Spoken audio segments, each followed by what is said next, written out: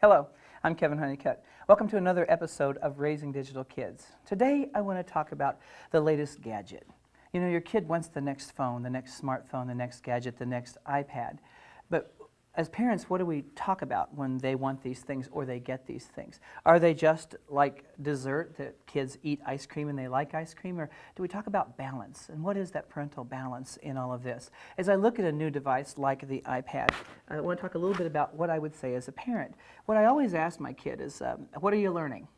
You can play. There are games. But to let a kid spend this kind of money or spend your kind of money and just play games, I think is the wrong message. What are you building? How are you getting better? How are you getting smarter with a gadget like this? And there are lots of ways that you can do that with these devices. What I like about the iPad is that, yes, of course, you can write. You have a built-in keyboard. Kids can write. They can publish. You can want to see their writing, ask to see their writing.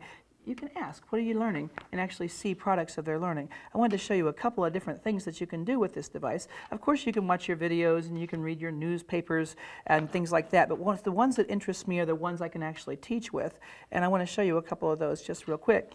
All the things that worked on the iPhone and the iPod Touch also work on this thing here. They just come across. So if you were using, for instance, this little Easy Guitar app, I don't know how well you can see this, but I'm hoping you can see it okay.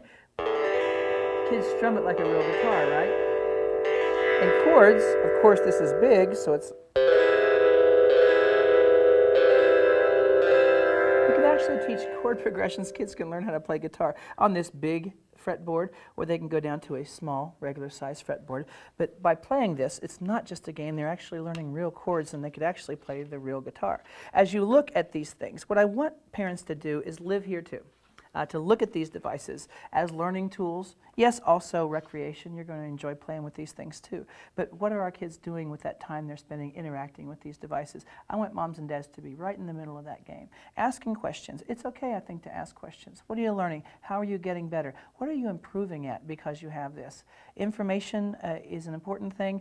Entertainment is an important thing. But I think there has to be balance. And that's always been the conversation. Thanks again for watching this episode of Raising Digital Kids.